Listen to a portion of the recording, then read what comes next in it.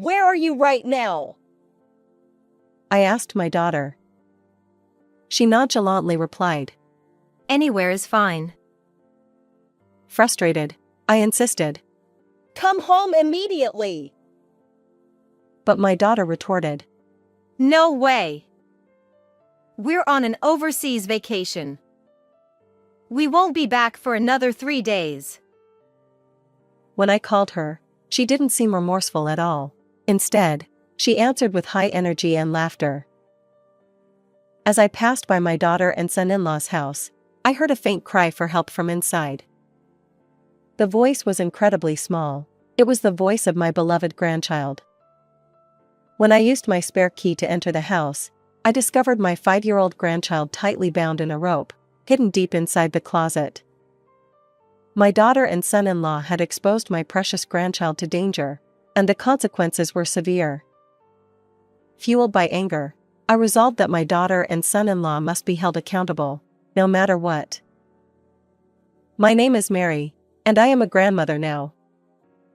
Lately, the chilly weather has kept me indoors, making me feel quite lonely. You see, my husband passed away several years ago, leaving me to live alone. His death was truly heartbreaking, and the loneliness persisted for a long time. However, there is something that brings me joy now, my kindergarten-aged grandchild, Mia.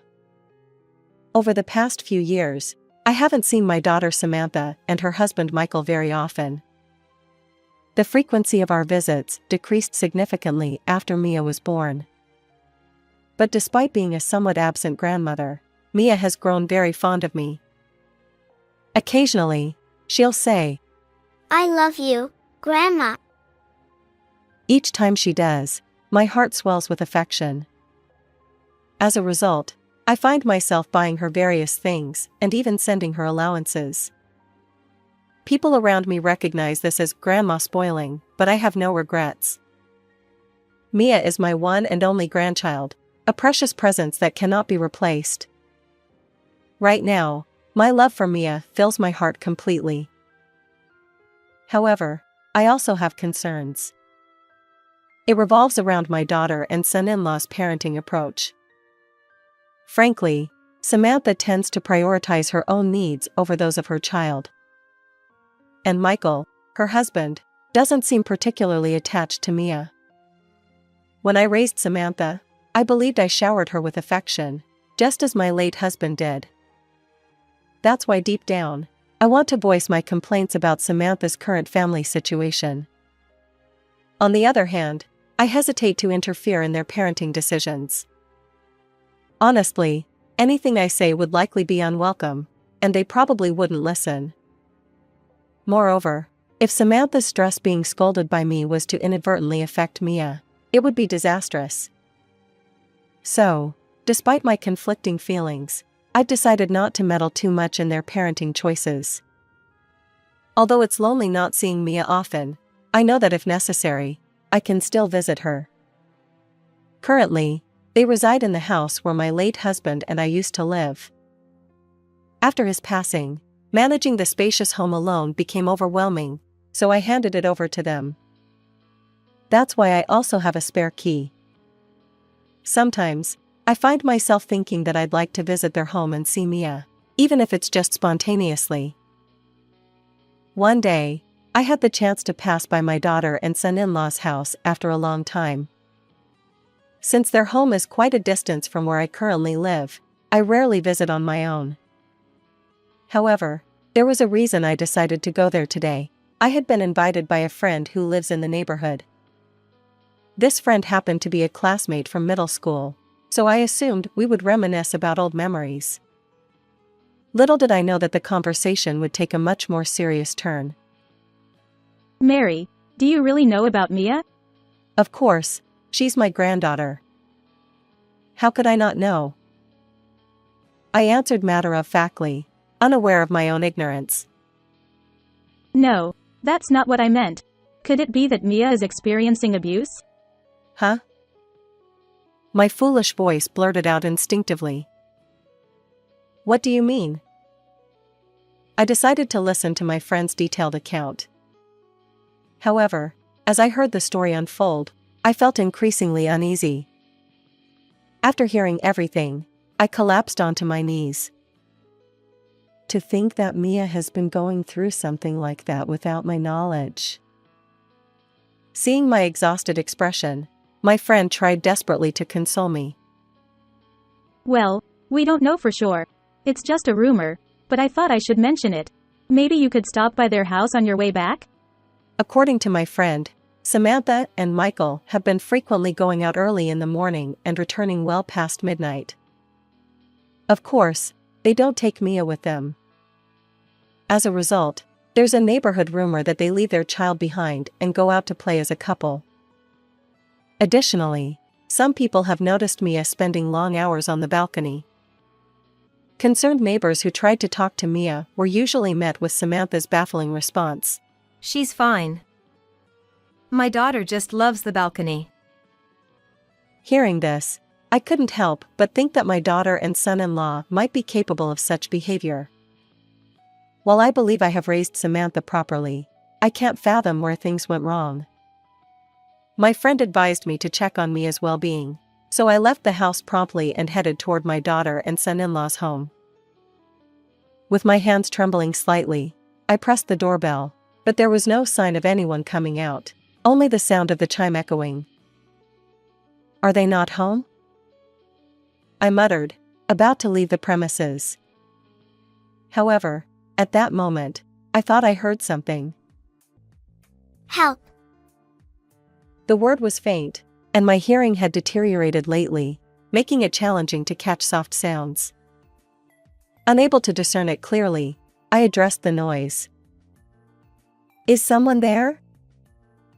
No response. Maybe I had misheard, I thought as I turned away from the house.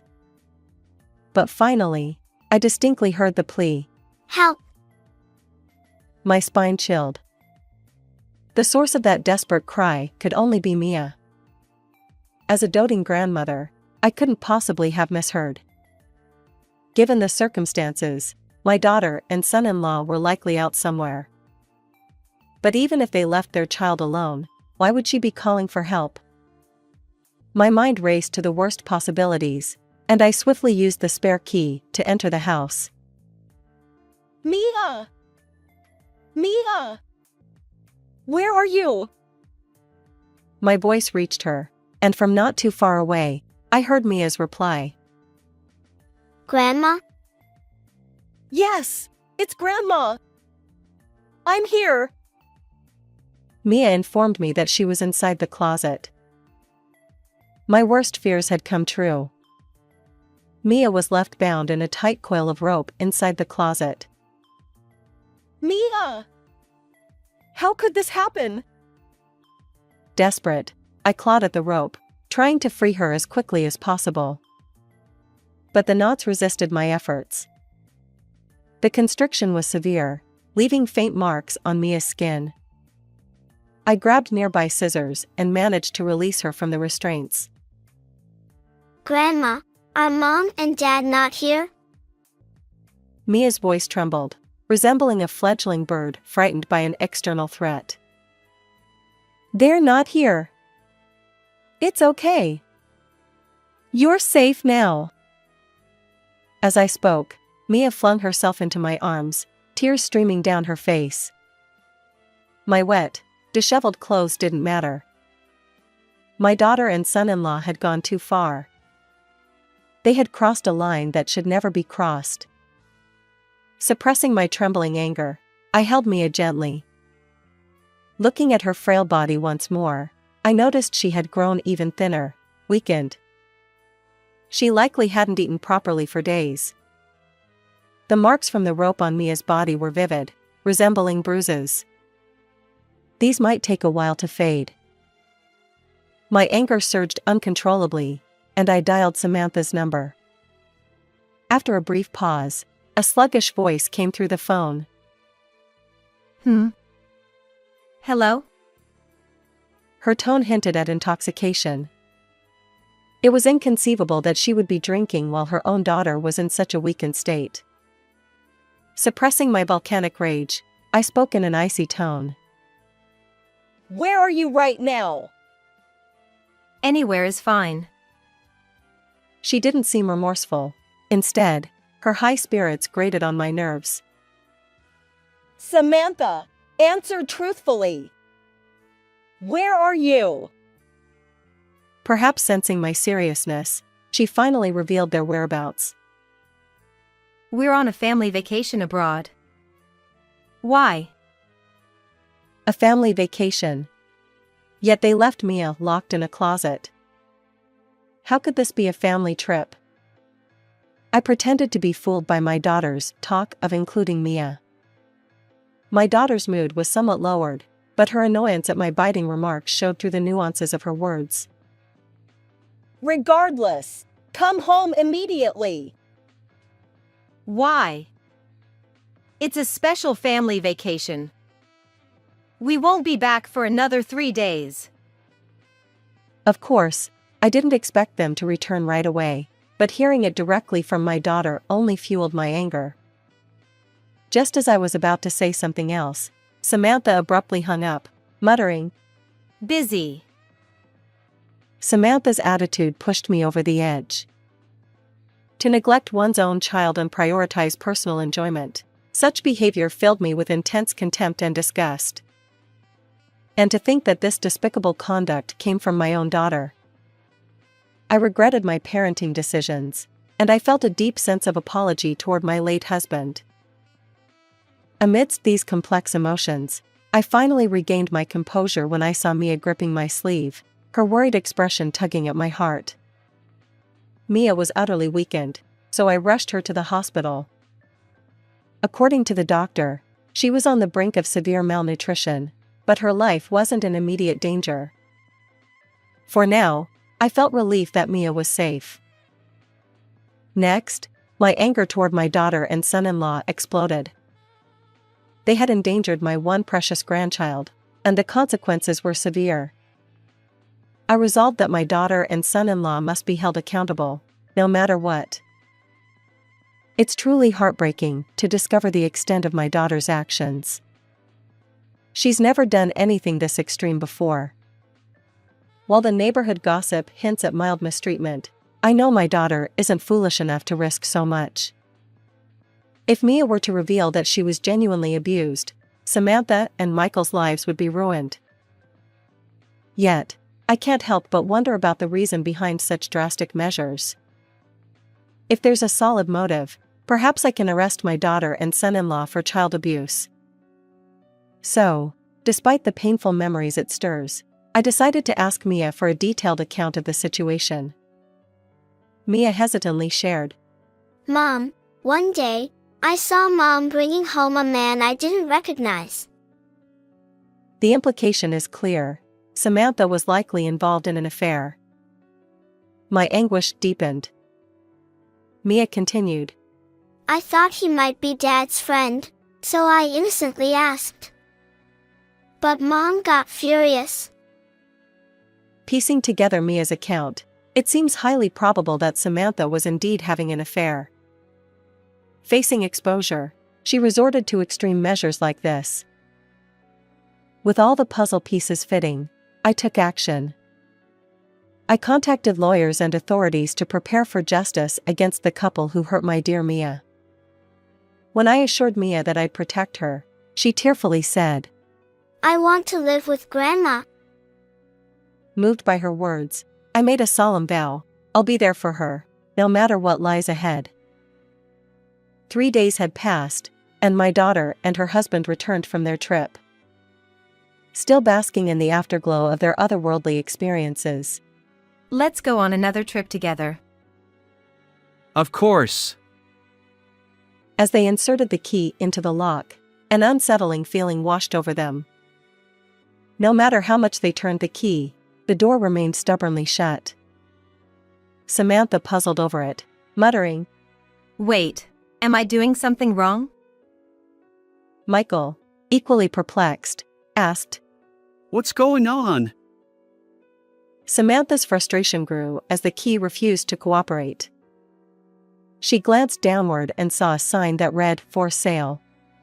Michael followed her gaze and was equally shocked. What on earth is happening? He exclaimed. Both of them stood there, utterly bewildered. Then it hit Samantha, the person responsible for this bizarre situation. That old hag. She exclaimed.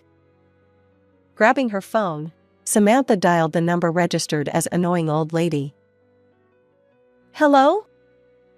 Have you returned? My voice, slightly high-pitched, echoed through the phone. Samantha erupted in anger, venting her frustration. What the hell? Why is our house listed for sale? Did you do this? It's unbelievable. I chuckled. But the laughter didn't come from the phone, it emanated from behind her. When Samantha turned, she saw me, wearing a triumphant smile. Samantha, I'm disappointed in you. I've always had doubts about your parenting style, but I never imagined it would come to this. I calmly reproached her. Huh? What are you talking about? You claimed you were on a family vacation abroad, right? Isn't Mia supposed to be with you? In a situation where only her husband was present beside her, Samantha panicked and stammered. Well, Mia went to a friend's house to deliver souvenirs. She blurted out. Really? I responded, beckoning Mia, who had been hiding behind me. She clung to my legs, and Samantha's face turned pale. Mia. Why are you here? Samantha! You bound Mia with ropes and locked her in the closet. You're truly despicable. Why would you do such a thing? Samantha, realizing she was caught, tried to justify herself. What do you know? Parenting is tough. Sometimes you have to discipline kids like that to teach them. Indeed, parenting is challenging. If only my foolish daughter had followed your example, maybe she'd be a slightly better person. I laced my words with sarcasm. Samantha fell silent. Michael, usually quiet, voiced his frustration. Why sell the house? What's going on? When you took over the house, you never changed the ownership. So legally, this house is still mine. As the owner, I can sell it if I want. Samantha trembled. So, where are we supposed to live now? Disheartened, the couple failed to express concern for their child. Don't you worry about your own child? My stern tone made them uneasy. Well, Mia is under your protection, right? No problem. I sighed. Their indifference infuriated me. Samantha's words left me speechless. But there was something I needed to convey, so reluctantly, I continued. While you were gallivanting, I explained everything to Child Protective Services, lawyers, and the authorities. Mia's custody has been transferred to me. Their expressions didn't darken. Instead, they seemed oddly pleased. Really? So, we don't have to deal with parenting anymore? Fantastic. Occasionally, you do something good too, huh? Michael remained silent, but he nodded in agreement. But this is where it gets serious. I knew that sharing this news would put them in a good mood. So, with the intention of finally retaliating, I spoke up. Well, it's not that easy for custody to change, right? You're not foolish, so you can imagine that much. Despite my words, the couple seemed oblivious to the gravity of the situation. I continued. I merely consulted with Child Protective Services, but they deemed this incident quite serious and contacted the police. I explained. Their faces turned pale rapidly. I smiled sweetly and added, "You two should reflect on your actions in prison." Samantha protested. Wait, what's going on? This is bad. We need to escape. Michael, usually quiet, snapped. Calm down. It's not like they're coming for us right away. Both of them seemed irritated, so I decided to add fuel to the fire. By the way, Michael. The reason Samantha locked Mia this time is because her affair was about to be exposed. Michael's face momentarily showed confusion at my words, but then he blushed furiously and lunged at Samantha. What do you mean? You were having an affair? Calm down. This old hag is just making things up. Despite Samantha's attempts to soothe him, Michael remained visibly agitated. I continued speaking. And guess who Samantha's affair partner was? James, her high school classmate.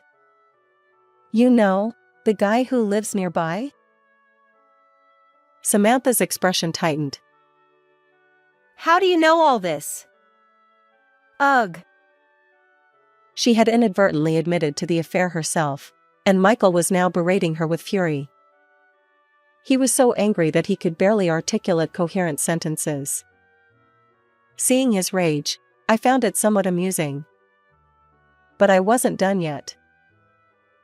By the way, James is married. His wife was furious when she found out. She even threatened to sue for damages. Samantha fell silent. Understandably so, she needed to find a new home, come up with excuses for the police, and brace herself for a hefty alimony payment. The police matter was almost a foregone conclusion. She was likely to be arrested. Right now, she is experiencing the lowest point in her life. But it wasn't enough to make amends for what she did to Mia. So, I decided to deliver one final, significant punishment. I actually hired a lawyer to investigate various matters. It turns out that Samantha had been using the money I sent for Mia's support. There should have been hundreds of thousands of dollars saved up, but you two seem to have spent it recklessly. Even the recent trip expenses were covered, it seems, I said, looking at Samantha, who appeared defeated. Michael, who had lost his composure until now, reacted slightly to my words. I've been inconvenienced too, so I'll be making a claim, I added with a touch of irony. Upon hearing my final statement, Samantha finally snapped and began berating me. How could you do something so terrible to your own daughter? Unbelievable. You're an utterly hopeless parent. I retorted. I could say the same about you. Samantha's anger flared, but she had brought this upon herself. I never imagined my own daughter would stoop to such levels. In the end, the couple was found guilty of child abuse and sentenced to prison. It was ironic that they had previously talked about separating due to Samantha's affair, yet now they were both headed to jail. The alimony claims resulting from the affair, along with the repayment for misusing my financial support, left the couple drowning in debt. Michael lost his job due to the guilty verdict, and with no substantial income, they faced the daunting task of repaying this significant sum. It was a complex mix of emotions, but they had brought it upon themselves. I hope they reflect and learn from their mistakes. On the other hand, I am enjoying my new life with Mia. Initially, she struggled to adapt to living alone with her grandmother, and the lingering anxiety from her past abuse weighed heavily on her. However, as our neighbors and I treated her kindly, a glimmer of brightness returned to her expression. Mia often says, Thank you, Grandma, for helping me. It's only natural to assist her given the circumstances, and I also feel sorry for not being able to help until it got to that point. Her sincere smile when she expresses gratitude warms my heart. My remaining days will be filled with time spent with Mia. Though they may not be long, I approach each day with hope and joy. How did you find this story? Please subscribe to my channel if you enjoyed it. Until next time. I will inherit my husband's $800,000 inheritance and this house. Since we have no children, everything belongs to me. As my sister-in-law spoke with a triumphant air.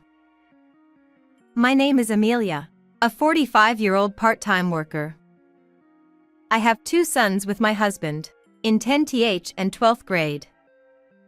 This year, my eldest son is preparing for university entrance exams, dreaming of becoming a lawyer. It seems he has always admired lawyers since he was little, perhaps influenced by my brother, Harrison. Harrison is a lawyer who, a few years ago, established his own law firm and now oversees several attorneys. Growing up, my eldest son observed Harrison closely. Even in elementary school, he loved studying and consistently achieved good grades. Whenever Harrison heard that my son aspired to be a lawyer, he enthusiastically supported him. My son would say to Harrison whenever they met, "I want to become a lawyer like you, Harrison." Harrison respond with a smile. "Become a lawyer soon and follow in my footsteps."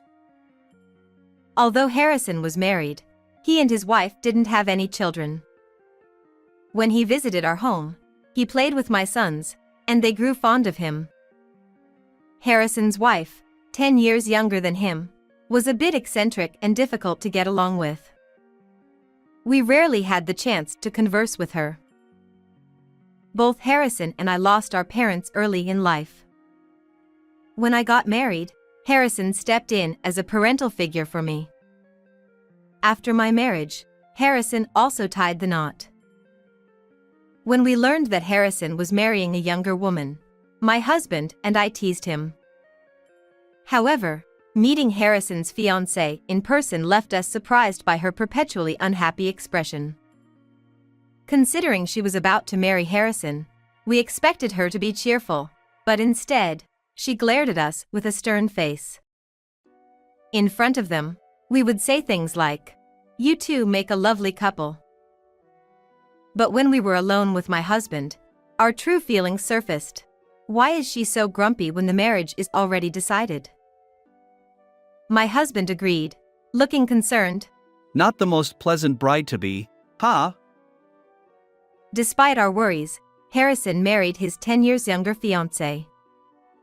Just before the wedding, Harrison purchased a single-family home, and we celebrated together with our still young children. Certainly, Harrison, who manages a law firm, lives in an impressive house. However, we couldn't see my newlywed sister-in-law anywhere. My husband playfully teased Harrison. "Harrison, has your wife already run away?" Of course, my husband meant it as a joke, but when we saw Harrison's stern expression, both my husband and I felt uneasy. According to Harrison, my sister-in-law tends to return to her parents' home whenever something happens. On that day, she was staying overnight to celebrate her mother's birthday. Feeling regret for our ill-timed comment, my husband hung his head. But then, Harrison addressed us with a serious expression. "If I can't have children, would you consider adopting one of your 2 kids?" Given that Harrison had just gotten married, we assumed he was joking. However, he looked dead serious. Caught off guard, I couldn't respond, but my husband replied with a smile. "We don't know what the future holds. Let's discuss it if the situation arises. If it's okay with our kids, feel free to choose whichever one you'd like to adopt." My husband didn't seem to take it too seriously, but I couldn't help but worry, not just about the adoption, but also about how well things were going between Harrison and his wife. Although it wasn't my place to interfere in Harrison's marital issues, I felt a vague sense of concern. After that incident, our family continued to visit Harrison's home, and he occasionally visited ours. However, My sister-in-law was always absent, and Harrison never mentioned her. I refrained from asking about her. Over a decade had passed since Harrison's marriage, and we had almost forgotten about my sister-in-law's existence. This year, my eldest son achieved his dream of being accepted into the university's law school. When Harrison came over to celebrate, he brought up the topic of adoption again. I've mentioned this before, but could you consider adopting one of your kids? Since Harrison and his wife still hadn't had children, he expressed a renewed interest in adopting one of ours. Unlike the last time, when they had just married, this time Harrison seemed genuinely serious. Even so, my husband responded nonchalantly. Wouldn't it be better to choose our eldest son, who dreams of becoming a lawyer? My husband's words were casual, but considering the significant impact on our sons' lives, I pondered carefully. Although it would be going to their Uncle Harrison's home, I wondered if my sister-in-law might be uneasy about it. I asked Harrison directly because I was worried that my sister-in-law might treat my sons, who aren't her biological children, indifferently. I gathered my courage and inquired, "Is my sister-in-law also in favor of adopting a child?" Harrison responded with a wry smile. Honestly, you don't need to worry about her. We've already discussed it. Hearing that the matter had been settled, I felt relieved. However, we couldn't make an immediate decision, so we decided to consult with our two sons. Since they were already high school students, we wanted them to have a say in their own lives. We didn't delve further into the topic that day, but a few days later, we received a call from Harrison's law firm saying that he had collapsed. Rushing to the hospital where Harrison had been taken, we found the law firm staff waiting anxiously. Harrison had suffered a stroke while working and was unconscious. Although the law firm staff left once I arrived, they informed us that they couldn't reach Harrison's wife. We tried contacting her at home, but she didn't answer, and we didn't even have her mobile phone number. Later, my husband and sons also arrived at the hospital, but we still couldn't get in touch with Harrison's wife. Eventually, our younger son managed to find Harrison's smartphone among his belongings. After unlocking it, he somehow retrieved his wife's mobile phone number. When I called Harrison's wife from his smartphone, she answered with an angry voice. Didn't I tell you not to call me anymore? I'll sue you. Despite her fierce tone, I hesitantly introduced myself. This is Amelia, Harrison's sister. Are you my sister-in-law? Harrison has collapsed and has been taken to the hospital. Once she realized it was me on the phone, her demeanor softened. Oh, I'm sorry. I thought it was Harrison. But more importantly, Harrison collapsed? I explained Harrison's condition and which hospital he was in. She seemed oddly pleased. I have something important to attend to right now, so I can't go to the hospital. But if anything happens, please let me know. With that, she hung up. Even though her husband was in critical condition, I wondered what could be more important. Realizing that Harrison's wife wasn't reliable, we decided as a family to take care of Harrison. Since my eldest son had finished his university entrance exams and was relaxing at home, he accompanied Harrison almost every day. Yet, Harrison remained unconscious, and his wife never visited the hospital or called. Around a week after Harrison was hospitalized, I called my sister-in-law's mobile phone again. She answered promptly and exclaimed with delight. What's wrong? Has he passed away? Her insensitive choice of words made me want to shout back in anger, but I restrained myself and replied, Harrison is still alive. Why aren't you coming to the hospital? In response, my sister-in-law retorted, further fueling my anger. Because there's nothing I can do. I'm not a doctor, and I can't make him recover. Her flippant tone infuriated me even more, and I ended the call right there. I began to wonder if Harrison's desire to adopt one of our sons was due to his troubled relationship with his wife, as they couldn't have children.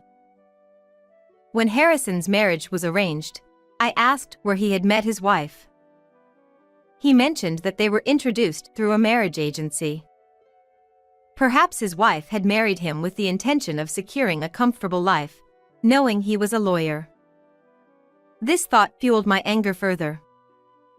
When I discussed it with my husband, he revealed something even more unsettling. If Harrison passes away, all of his assets, given that he has no children, will go to that wife of his? Recently, during the celebration of our eldest son's acceptance into university, Harrison had earnestly discussed adoption. It seemed he was considering inheritance matters. At that time, I regretted not finalizing the adoption decision. Now, it was too late. After Harrison left, I subtly broached the topic of adoption with our two sons. Surprisingly, our younger son expressed enthusiasm about being adopted. Unlike our eldest son, who had clear goals, our younger son seemed to believe that being Harrison's adoptive child would lead to an easier life. Although I thought our eldest son, who admired Harrison, would also want to be adopted, his response caught me off guard. As the eldest son, I'll take care of mom and dad, so I don't want to be adopted. While I was pleased with his answer, I still felt strongly that our eldest son, who aspired to become a lawyer, was the most suitable candidate for Harrison's adoption. It frustrated me that I couldn't proceed with the adoption process while Harrison remained unconscious. Although I didn't desire Harrison's inheritance, I had no intention of handing over a single cent of his assets to his wife, who seemed to be waiting for his demise. All we could do now was pray for Harrison's recovery, but unfortunately, his condition did not improve. A few days later, Harrison passed away. Reluctantly, we decided to inform his wife. Harrison has passed away. Can we hold the funeral ourselves? When my sister-in-law, who had been waiting for news of Harrison's passing, responded cheerfully, she said, I leave it all to you. Don't make me the chief mourner. I don't want to deal with the hassle of greetings. As I was about to lose my temper, my sister-in-law promptly hung up the phone. In the end, my husband and I took care of the funeral arrangements. The lawyers at the firm also helped us. My husband was worried about the future of the law firm, but Harrison had already made solid plans. Although he was the lead attorney, he entrusted the management of the firm to someone trustworthy, ensuring its smooth continuation as a corporate entity. Many people attended Harrison's funeral, and we truly understood his greatness. Our sons also helped during the funeral, but when they saw prominent figures like CEOs and politicians arriving, our second son felt genuinely frustrated. I should have become Harrison's adopted son. I never realized he was such an extraordinary person. While our eldest son rolled his eyes at his brother's words, my husband and I empathize with our second son's feelings. As the chief mourner, I officiated the funeral, and surprisingly, no one questioned my sister-in-law's absence. Perhaps not many people knew that Harrison was married. It seemed like only our family was aware. Harrison and his wife had skipped a wedding ceremony and opted for a honeymoon instead, so even relatives might not have noticed. Sometimes, I regret getting married in situations like this.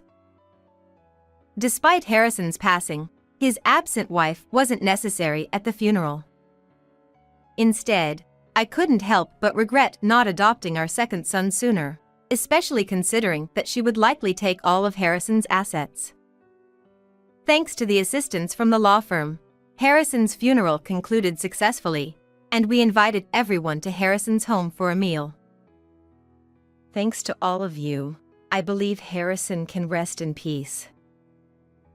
As my family and the lawyers sat solemnly, my flamboyant sister-in-law arrived, seemingly timed to coincide with the end of the funeral. I approached her.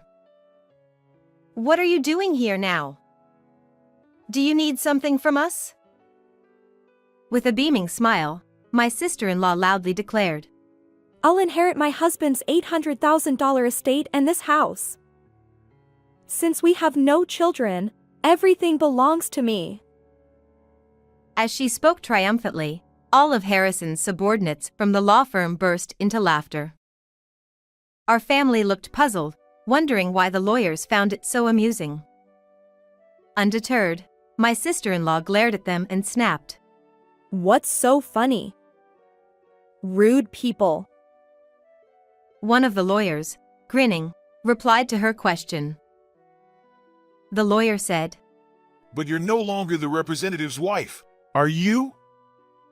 We know that the divorce was officially finalized through mediation on the day before the representative collapsed." Upon hearing this fact for the first time, I exclaimed, "What? You were divorced?" I looked at my sister-in-law in a panic, and she glared at the lawyer who had just revealed the truth with an even more frightening expression. Another lawyer chimed in. The lawyer said, "We've also heard that you were claimed for emotional damages along with the divorce. Considering that your infidelity was the reason for the divorce, it's understandable." My sister-in-law shouted back, seemingly mocking the lawyer, I don't have to pay emotional damages.